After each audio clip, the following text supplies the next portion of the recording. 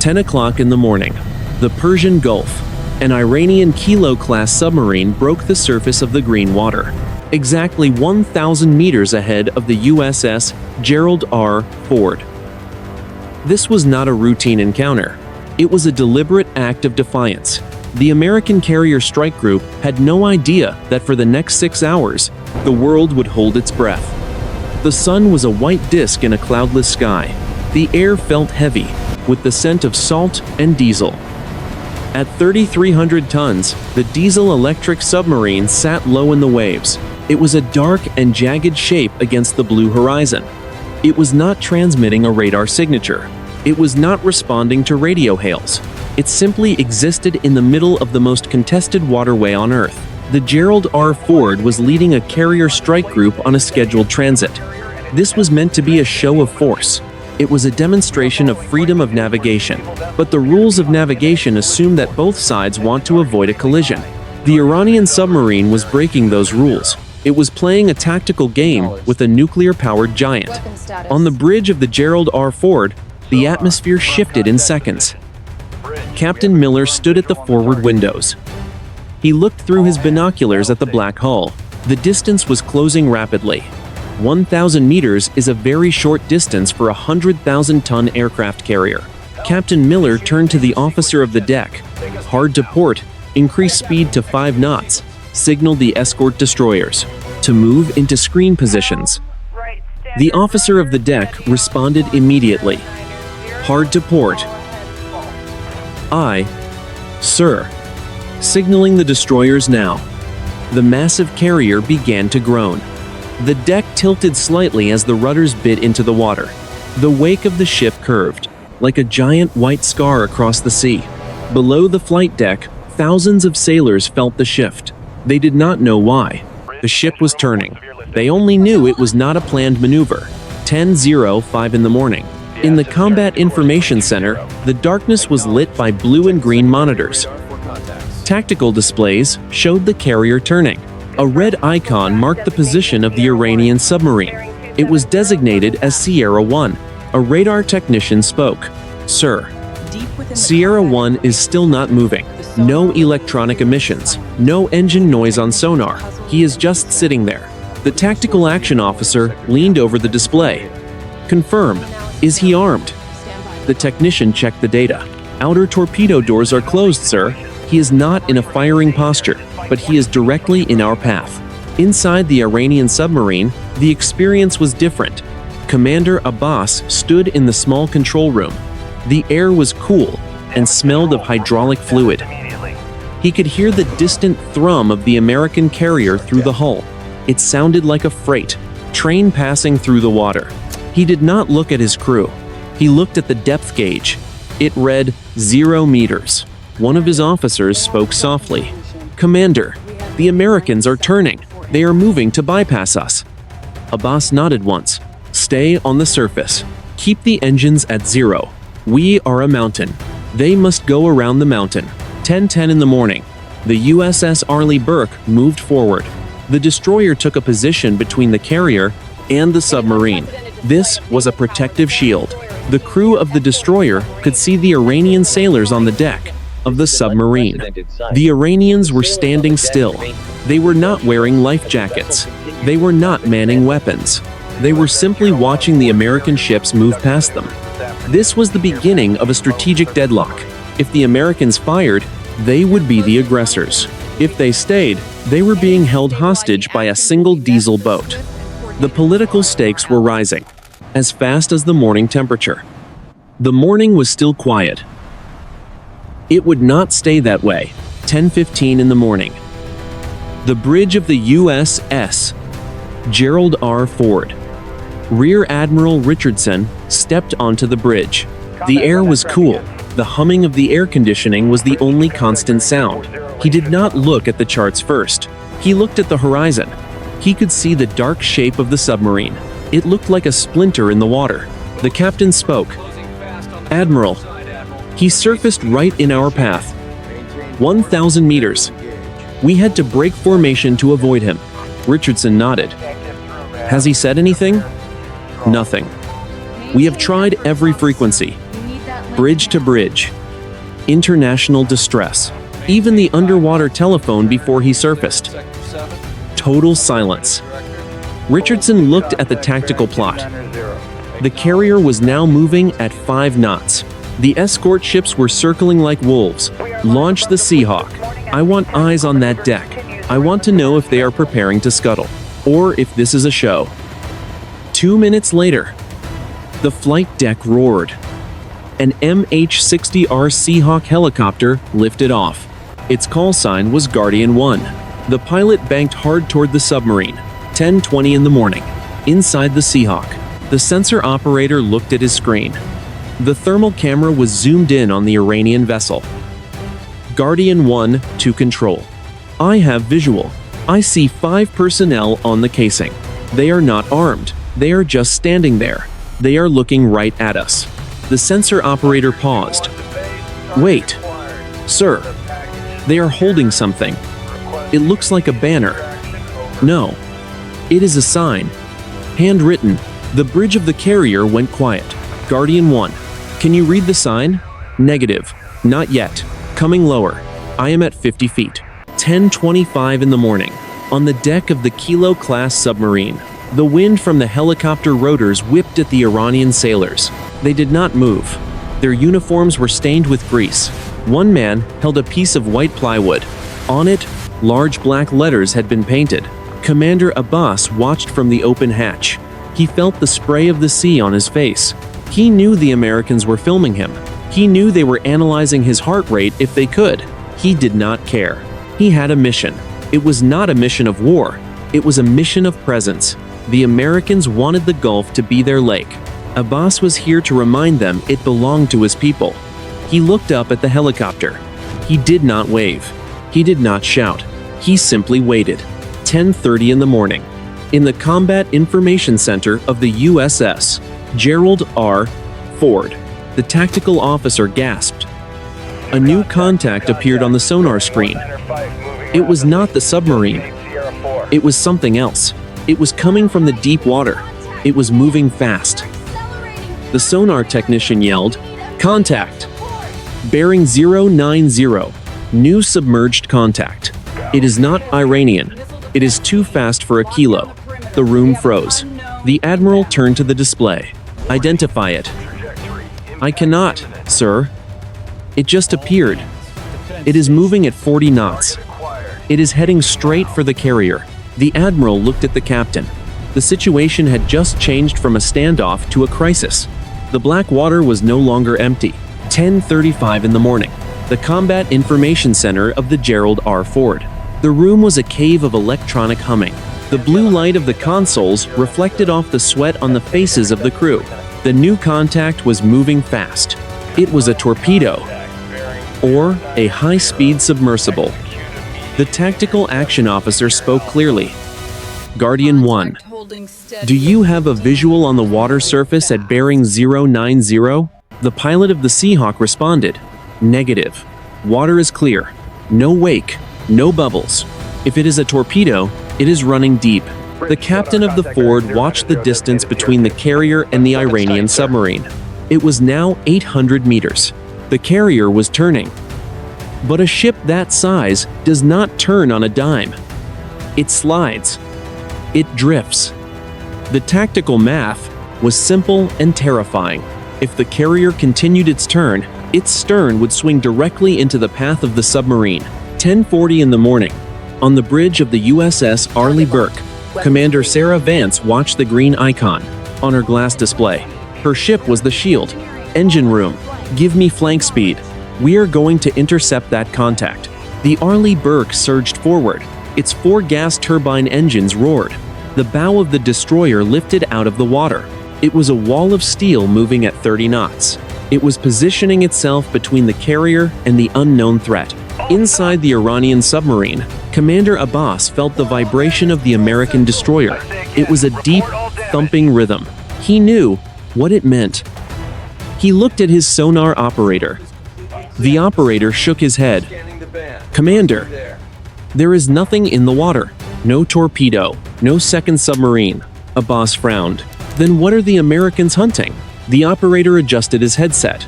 It is a phantom, or it is a decoy, a sophisticated electronic lure. 10:45 in the morning. The admiral on the Ford looked at the screen. The fast-moving contact reached the position of the destroyer, and then it vanished. It did not explode, it did not hit. It simply ceased to exist on the sonar. A technician spoke up. His voice was shaky. "Sir, the contact is gone." It was a ghost. A cyber intrusion into our sensor network. The admiral did not feel relieved.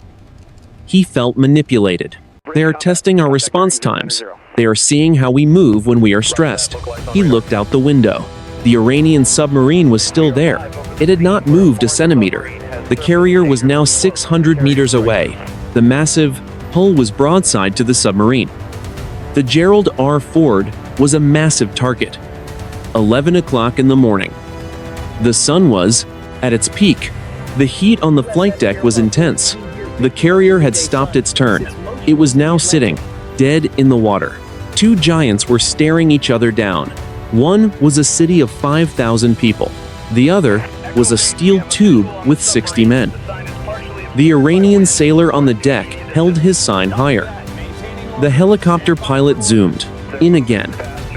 He finally read the words. He keyed his radio. "Control. This is Guardian 1. I have the text on the sign." The admiral leaned in. "Go ahead. Guardian 1. The sign says, 'This is our home. Why are you in our yard?'" The admiral looked at the image on the main screen. It was not a military threat. It was a political statement. But at that exact moment, the ship's sensors screamed. Iranian shore-based missile batteries on the mainland had just locked their radars onto the carrier. The situation was no longer a standoff. It was an ambush. The black water was no longer empty. 11:15 in the morning. The Combat Information Center of the USS Gerald R. Ford. The audio alarm for a radar lock is a piercing and rhythmic chirp. It filled the darkened room. It demanded immediate attention. On the large tactical display, 3 red lines jumped from the Iranian coastline. They converged on the position of the carrier. A radar technician shouted over the noise. "Sir, we are being painted. Coastal defense batteries. 3 separate sites near Bandar Abbas. They are in a pre-launch sequence." Admiral Richardson did not move. He stared at the screen. The red lines were pointed directly at his ship. Electronic warfare team. Initiate soft kill measures. Jam those frequencies. Do not give them a firing solution. The captain leaned in close to the admiral. "Admiral, our rules of engagement are clear. If they launch, we defend. But if we wait for the launch, we only have seconds. We are too close to the coast. We are a sitting duck as long as we are stationary." The admiral shook his head. "We do not fire first. If we fire first, we start a world war. They are trying to bait us into a preemptive strike. They want us to blink." 11:30 in the morning. On the Iranian mainland. Inside a hardened concrete bunker, Colonel Reza looked at a digital map. The air was cool and smelled of ozone from the computer racks. "Do we have a firm lock?" An operator nodded. "Firm lock. The American carrier is stationary. Our Noor missiles are ready. We have a 90% probability of impact at this range." Colonel Reza checked his watch. "Hold the lock. Do not transition to terminal guidance. We want them to feel the heat. We do not want to pull the trigger. Not yet. We are the masters of this narrow sea. Let them remember that." Reza picked up a telephone. "Commander Abbas, you have the stage. The Americans are blinded by our shore radars. Proceed with the next phase." 11:45 in the morning.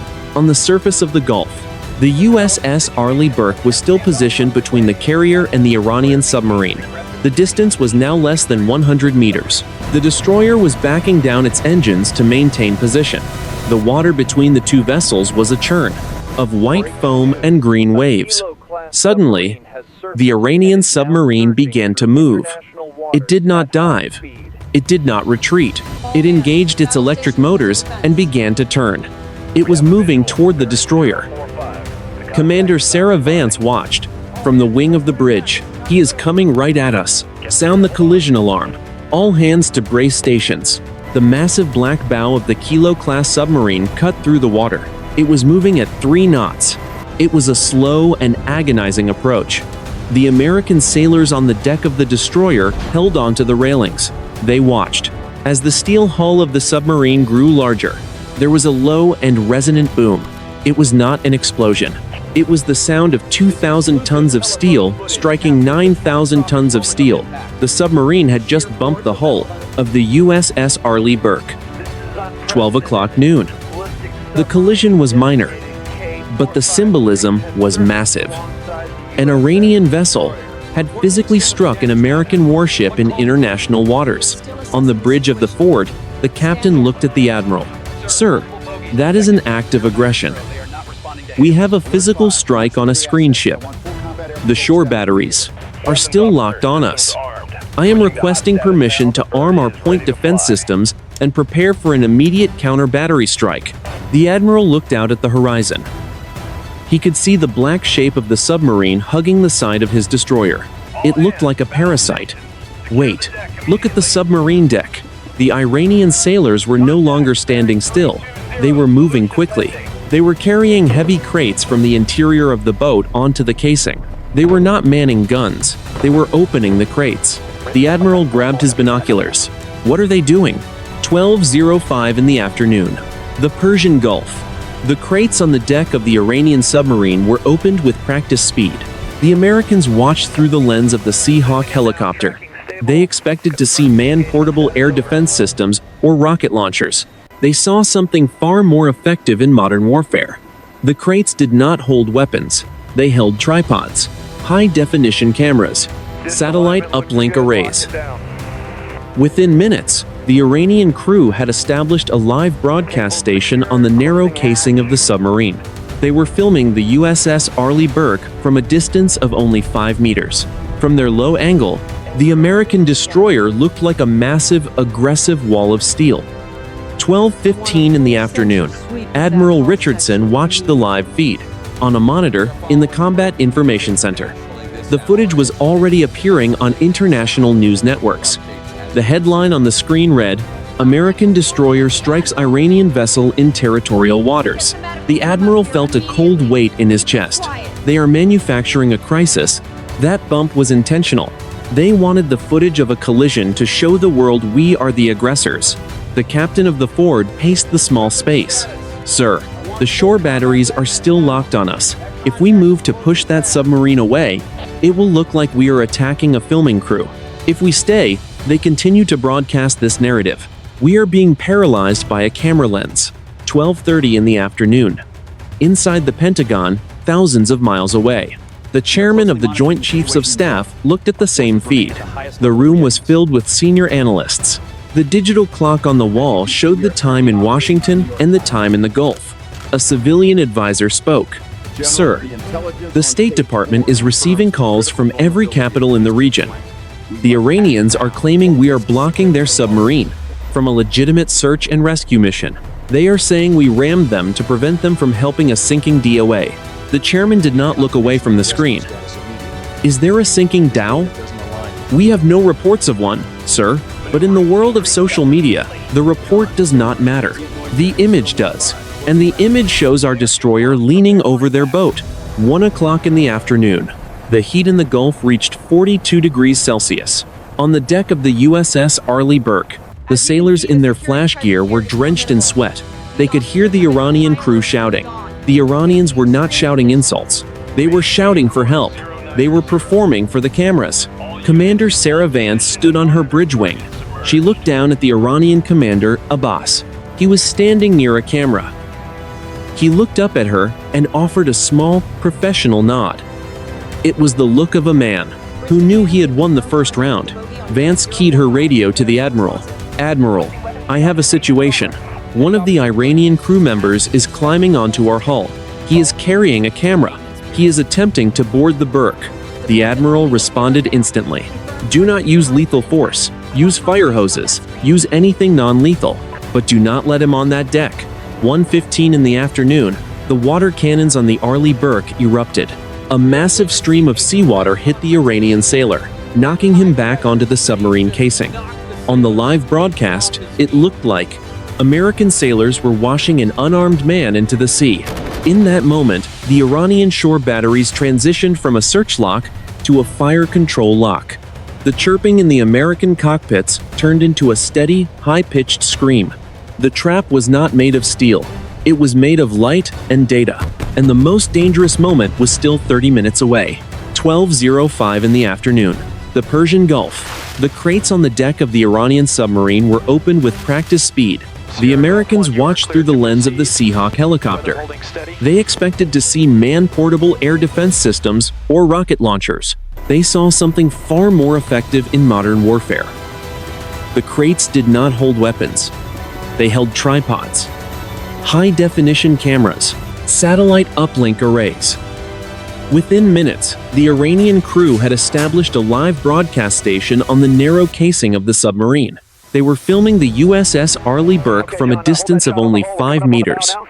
From their low angle, the American destroyer looked like a massive, aggressive wall of steel. 12:15 in the afternoon. Admiral Richardson watched the live feed on a monitor in the Combat Information Center. The footage was already appearing on international news networks. The headline on the screen read, "American destroyer strikes Iranian vessel in territorial waters." The admiral felt a cold weight in his chest. They are manufacturing a crisis. That bump was intentional. They wanted the footage of a collision to show the world we are the aggressors. The captain of the Ford paced the small space. "Sir, the shore batteries are still locked on us. If we move to push that submarine away, it will look like we are attacking a filming crew. If we stay, they continue to broadcast this narrative. We are being paralyzed by a camera lens." 12:30 in the afternoon. Inside the Pentagon, thousands of miles away, the chairman of the Joint Chiefs of Staff looked at the same feed. The room was filled with senior analysts. The digital clock on the wall showed the time in Washington and the time in the Gulf. A civilian advisor spoke. "Sir, the State Department is receiving calls from every capital in the region. The Iranians are claiming we are blocking their submarine from a legitimate search and rescue mission.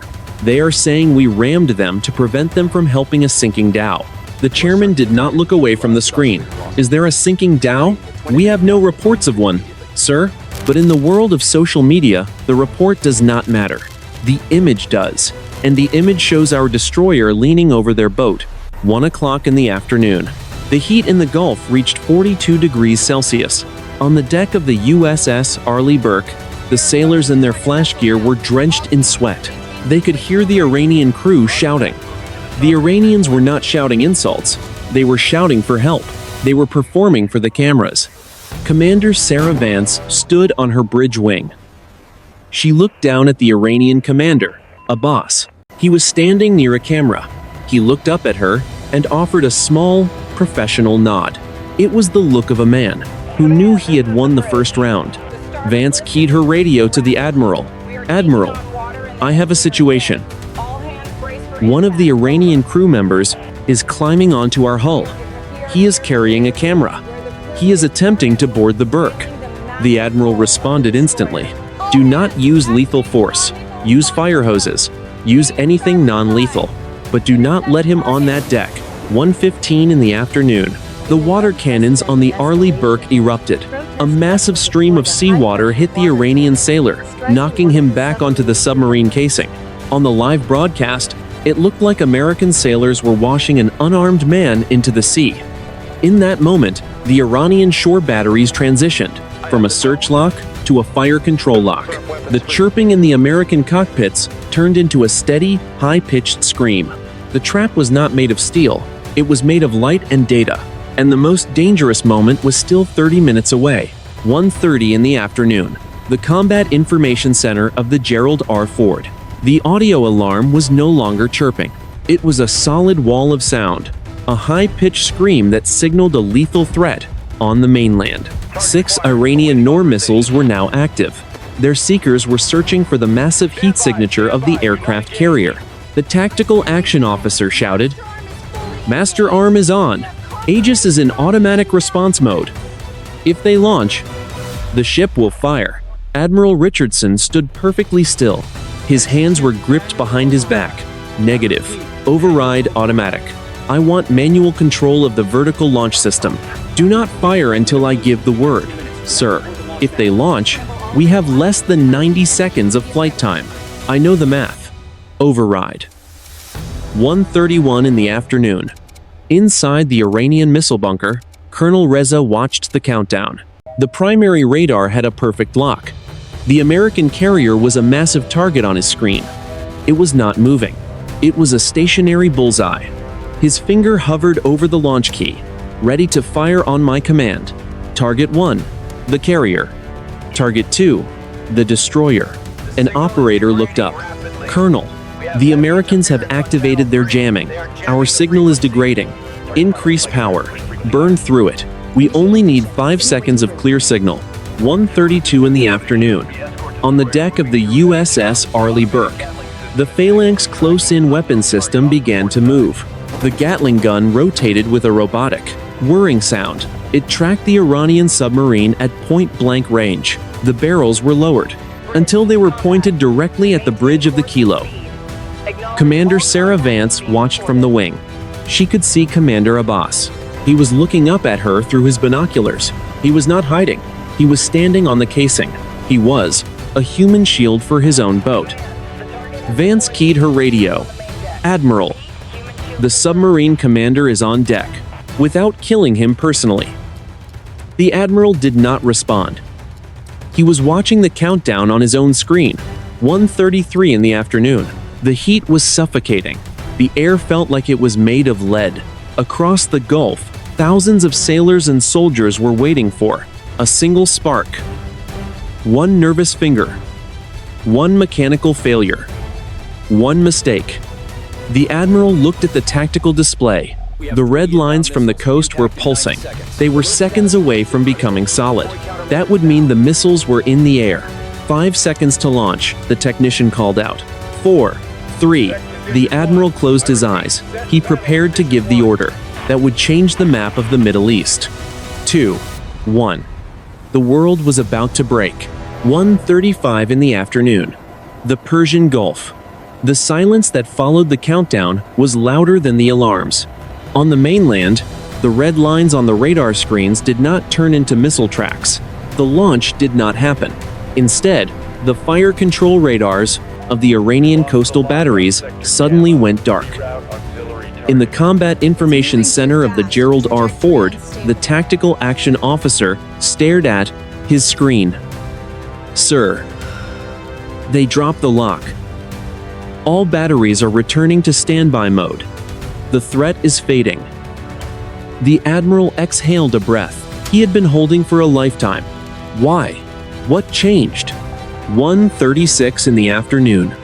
The answer came not from a sensor, but from a voice. For the first time in nearly 4 hours, the bridge-to-bridge radio crackled with a transmission from the Iranian submarine. The voice was calm. It was professional. It was Commander Abbas. "American warship. This is the commander of the Boson's vessel in your path. We have deactivated our shore support. We are no longer a threat to your transit." The captain of the Ford grabbed the handset. "Iranian vessel. State your intentions. You have struck one of our ships. You are in violation of international law." Abbas responded immediately. "Captain, look at your sonar. 5 miles to your north.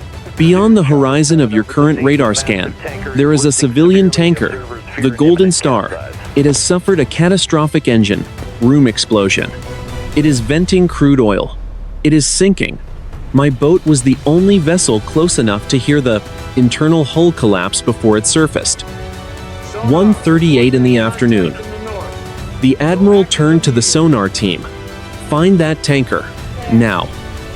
The technicians worked their consoles. Without the noise of the shore-based jamming and the distraction of the submarine, The long-range sensors cleared. A faint, rhythmic thumping appeared on the acoustic display. "Confirmed, sir," the technician said. "Large surface contact. 5 miles. North-northwest. She is low in the water. She is not transmitting an automated distress signal. Her bridge must be gone. 1:40 in the afternoon." The pivot was absolute. The standoff was a facade. The Iranian submarine had surfaced in the path of the carrier not to start a war, but to force the Americans to stop. In the narrow, crowded waters of the Gulf, the massive carrier and its escorts would have steamed right through the oil slick and the survivors without seeing them. The submarine had used itself as a physical barrier to command the attention of the world. Commander Abbas spoke again. "We could not reach you by radio because of our own mainland jamming. My crew held the sign to tell you this was our home. We protect our home. We are now requesting your assistance in a search and rescue operation." 1:45 in the afternoon. The tension on the bridge of the fort transformed into the frantic energy of a rescue mission. The admiral looked at the captain. "Cancel the combat alert. Launch all available search and rescue helicopters. Signal the Arleigh Burke to break away from the submarine and proceed to the tanker at flank speed." The admiral then looked out the window at the black shape of the Kilo. The cameras were still rolling, but the narrative had changed. It was no longer a story of two nations on the brink of war. It was a story of an unexpected alliance in the face of a disaster. The Iranian submarine began to dive. As the water washed over the black casing, Commander Abbas stood in the casing hatch until the very last second. He did not wave. He simply watched the American helicopters roar over his head toward the horizon. The crisis had ended. The mystery of the ghost contact and the collision was solved. It had been a desperate gamble by a submarine commander who knew that the only way to stop an aircraft carrier was to make it impossible for them to move. The day was far from over. 1:50 in the afternoon. The bridge of the USS Gerald R. Ford. The transition from a state of imminent war to a massive rescue operation happened with mechanical precision. The combat alarms were replaced by the urgent calls of search and rescue coordinators. The air on the bridge was still thick with the residue of adrenaline. Admiral Richardson watched the tactical screen. The red icons of the Iranian shore batteries had faded to a neutral yellow. The Iranian submarine was now a pulsing green circle on the sonar. It was moving slowly away from the carrier. It was heading north toward the reported position of the tanker. The admiral spoke to his chief of staff.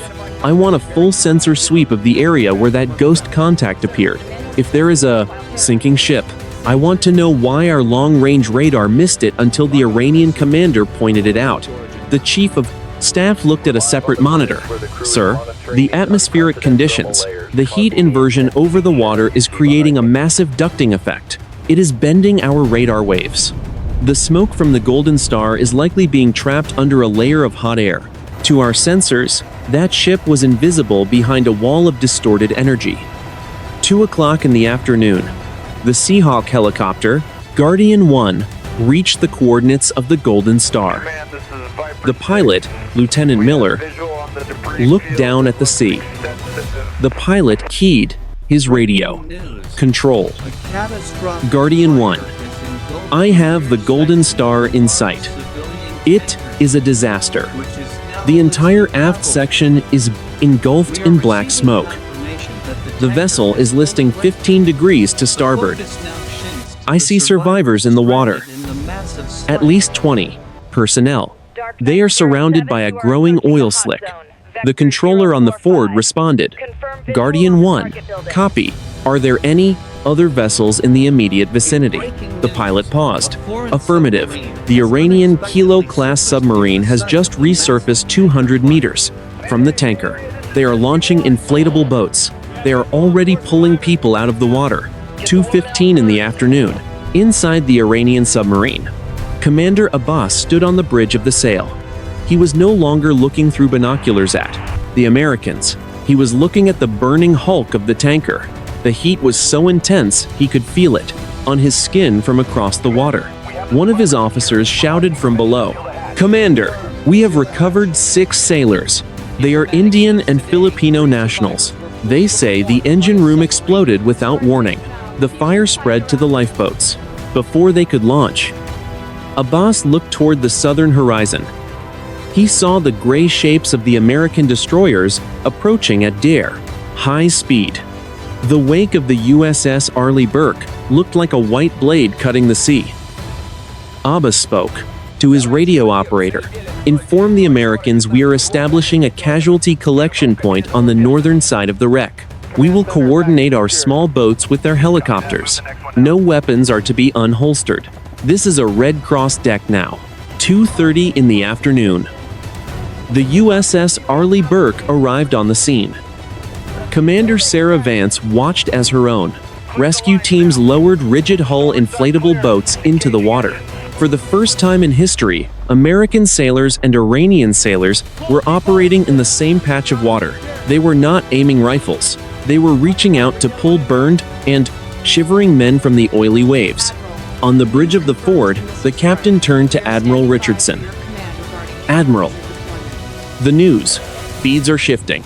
The live broadcast from the submarine is now showing our helicopters dropping rescue swimmers to help their boat crews. The narrative of an American attack has vanished. It has been replaced by a humanitarian miracle." The Admiral did not smile. He was looking at the sonar data from the earlier part of the day. He was looking at the ghost contact that had moved at 40 knots. "Captain," the Admiral said quietly, "the Iranian commander was right about the tanker." But he did not explain the ghost contact. Our sensors did not just malfunction, they were spoofed. Someone wanted us to think a torpedo was in the water. Someone wanted that shore battery to fire. The captain frowned. "You think there was a third party involved?" The Admiral looked at the black smoke rising into the sky 5 miles away. "I think the Iranian commander realized his own sensors were being manipulated too. He surfaced to stop us because he knew if he stayed submerged, we would both follow a computer program into a war neither of us wanted." The rescue was continuing, but the mystery of who had pulled the original strings was just beginning to surface. 3 o'clock in the afternoon, the waters around the Golden Star, the Persian Gulf, was a scene of organized chaos. Black smoke from the burning tanker rose in a massive pillar that could be seen for 20 miles. Below the smoke, the water was a thick and iridescent slick of crude oil. In the center of this mess, 2 old enemies were working as one. American rigid-hull inflatable boats from the Arleigh Burke were tethered to the side of the Iranian Kilo-class submarine. The heat was oppressive. It radiated off the burning steel of the tanker and reflected off the oily water. Sailors in different uniforms handed bottles of water and foil blankets to the survivors. The language barrier was bridged by the universal urgency of saving lives.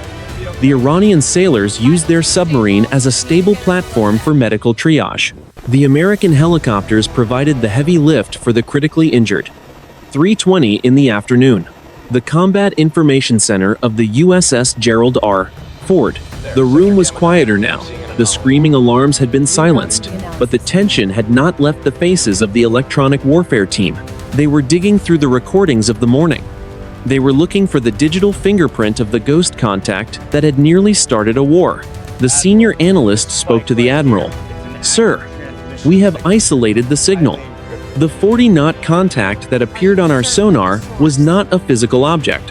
It was a sophisticated acoustic pulse. It was designed to mimic the cavitation of a high-speed torpedo." Admiral Richardson leaned over the console. Where did the pulse originate? Was it the submarine? The analyst shook his head. "Negative, sir. The signal did not come from the Kilo. It was broadcast from a fixed point on the seabed. It was a pre-programmed buoy. And there is more. The shore-based radar lock we experienced. It was assisted by a relay. Someone had placed a signal booster on one of the oil platforms near the shipping lane." The Admiral felt a chill that had nothing to do with the air conditioning. So, the Iranians were being fed the same false data we were. They thought we were launching. We thought they were launching. 3:45 in the afternoon. The deck of the USS Arleigh Burke. Commander Sarah Vance stood near the railing. She was watching her crew pull a piece of debris from the water. It was not a piece of the tanker. It was a cylinder of matte black carbon fiber, about the size of a fire extinguisher. It had small, high-tech fins and a pulsing blue light on its base. She keyed her radio. "Admiral, we have recovered an unidentified object near the oil slick. It is not Iranian. It is not ours. It has no markings, but it is still transmitting." The Admiral's voice came through the speaker. "Vance, isolate that object in a lead-lined container. Do not let it connect to any of your shipboard networks." "Copy, sir." "What is it?" "It is a trigger, Commander. We were not just being watched. We were being harvested for a conflict." On the horizon, the Iranian submarine began to prepare for its final departure. Commander Abbas stood on the sail, his silhouette dark against the orange glow of the setting sun. He looked toward the Arleigh Burke. He knew the Americans had found the device. He had found one just like it 10 minutes earlier. The two commanders were no longer enemies. They were witnesses to a third player who had almost turned the Gulf into a graveyard. 4 o'clock in the afternoon. The Persian Gulf. The last survivor from the Golden Star was hoisted into the cabin of a Navy Seahawk. The man was covered in oil but alive. Below the helicopter, the sea was a graveyard of scorched metal and floating debris. The massive pillar of black smoke had begun to tilt toward the east as the evening wind picked up. On the deck of the Iranian submarine, the inflatable boats were being hauled back onto the casing. The Iranian sailors worked with a grim and silent efficiency. They did not look at the American destroyers nearby. They did not wave at the helicopters. They were professionals completing a grim task. 4:15 in the afternoon. Commander Abbas stood on the sail of his boat. He looked at the USS Arleigh Burke, which was stationed just 500 meters away. He picked up his radio handset. He knew the Americans were recording every syllable. USS Arleigh Burke. This is the Iranian vessel. We have recovered all personnel from our sector. We are preparing to submerge. The burning tanker is now a hazard to navigation. We suggest you maintain a 5-mile exclusion zone until the fires burn out. Commander Sarah Vance responded from her bridge. Her voice was steady and devoid of emotion. "Copy, Iranian vessel. We have the same count. All survivors are accounted for. We have recovered the debris from the water. We assume you have done the same." There was a long pause on the radio. It lasted nearly 10 seconds. The only sound was the static of the open channel and the distant thrum of engines. Then Abbas spoke again. "We have. The Gulf is a dangerous place for those who do not understand its depths. We will return to our patrol." "Good sailing, Commander." "Good sailing, Commander Abbas." 4:45 in the afternoon. The Iranian Kilo-class submarine began its final trim. The water rose over the forward casing. The black hull disappeared inch by inch, until only the sail remained. Then, with a slow and graceful motion, the sail dipped beneath the oily surface. The sea closed over it. The submarine was gone. It left no wake and no signature. It was back in the element where it was most dangerous, but for now, it was simply heading home. On the bridge of the Gerald R. Ford, Admiral Richardson watched the green icon on the sonar screen. The submarine was moving north toward the Iranian coast. The carrier strike group was finally cleared to move south toward the Arabian Sea. The immediate threat had vanished as quickly as it had appeared. "Captain," the admiral said, "bring the ship to 15 knots. Resume our original track. Reform the screen. I want a continuous active sonar sweep for the next 48 hours. If there is another one of those buoys in the water, I want to find it before it finds us." 5 o'clock in the afternoon. The massive aircraft carrier began to vibrate as its 4 propellers bit into the water. The Gerald R. Ford moved forward, with the slow and unstoppable momentum of a mountain of steel. Behind it, the escort destroyers took their positions. The formation was precise. The discipline was absolute, but the mood on the ships was not one of victory. There were no cheers on the flight deck. There were no celebrations in the Combat Information Center. Every man and woman on those ships knew how close they had come to the edge. They had looked into the abyss of a major regional war and only stepped back because a single man had decided to surface. His boat in their path. 5:30 in the afternoon. The sun began to touch the horizon. It turned the oily water into a sheet of hammered gold.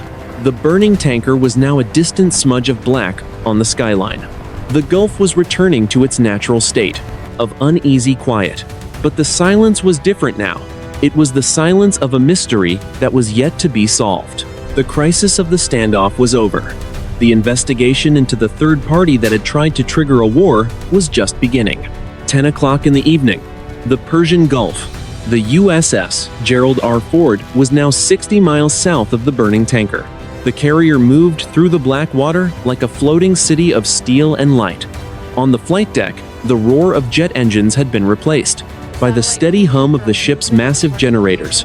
This was the hour of the analysts. In a high-security compartment deep within the hull, Admiral Richardson stood before a digital workbench. He was joined by his senior intelligence officer and a team of acoustic engineers. On the table between them sat the matte black cylinder recovered by the Arleigh Burke. It was sealed inside a clear plastic containment box. 10:30 in the evening, the intelligence officer noted for the record, "We are beginning the external diagnostic of the recovered maritime acoustic device." The admiral leaned in. "What are we looking at? Is it state-sponsored?" The officer adjusted a magnifying lens over the device. "The hardware is commercial off-the-shelf. The processor is high-end, but the casing is a custom carbon fiber weave. There are no serial numbers. No manufacturer stamps. But the software inside, that is the real weapon." 11 o'clock in the evening. The analysts projected a code sequence onto the wall of the compartment. It was a dense thicket of logic and math. "Sir, this is what created the ghost contact." It was a dense thicket of logic and math. "Sir, this is what created the ghost contact. It is a regenerative acoustic loop. It did not just broadcast a noise. It listened to our own sonar pings and sent them back to us with a calculated delay and frequency shift. It made our own sensors lie to us." The admiral looked at the code. "And the shore batteries? How did they get a lock through our jamming?" "The relay on the oil platform did the same thing with radar," the officer explained. "It acted as a digital mirror. It amplified the carrier's radar return so much that the Iranian batteries did not even need their own search radars. They were aiming at a reflection that was 10 times larger than the ship itself." 12 midnight. Naval support activity Bahrain. 300 miles away, the regional headquarters was alive with activity. Strategic analysts were cross-referencing the location of the devices. With satellite imagery from the previous 48 hours, a civilian analyst spoke into a secure link to the carrier. "Admiral, we have a match." 24 hours before the standoff, a small commercial tugboat was spotted in both locations. It was flying a flag of convenience. It was registered to a shell company in the Cayman Islands. The admiral's voice was hard over the speaker. A private actor. They wanted a war to drive up the price of oil, or to distract us from something else. "We believe so, sir. If the Gerald R. had fired on that submarine, the Strait of Hormuz would have closed for months. The global economy would have cratered in a single afternoon. Someone stood to make billions of dollars from the chaos." 1 o'clock in the morning. On the bridge of the Ford, the captain looked at the quiet sea. The moon was a silver sliver above the horizon. The crisis was no longer a matter of torpedoes and missiles.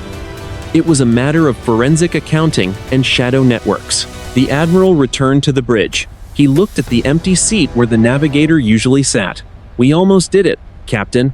We almost gave them exactly what they wanted." The captain nodded. "Because of the submarine, sir?" "Yes," the admiral said. Commander Abbas knew. He did not have our satellite data. He did not have our analysts. But he knew his own waters. He knew that the ghost in the water was not his, and it was not ours. He chose to be a target, so we would have to stop and think. The admiral looked at the digital clock. 3 days from now, we will be in the Arabian Sea. But the world has changed today. The technology to start a war is now cheaper than the technology to stop one. The night remained still. The carrier continued its journey into the dark. 9 o'clock in the morning. 1 week later. The Pentagon. Washington, D.C. The briefing room was silent. On the large screens, a satellite image of the North Arabian Sea was frozen in time.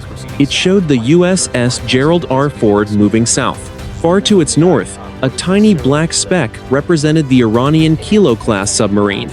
Between them, a faint smudge of gray marked the remains of the Golden Star. Admiral Richardson stood at the podium. He was no longer in his sea fatigues. He wore his service dress, whites. He looked at the assembled members of the Joint Chiefs of Staff. "The investigation is ongoing," Richardson began.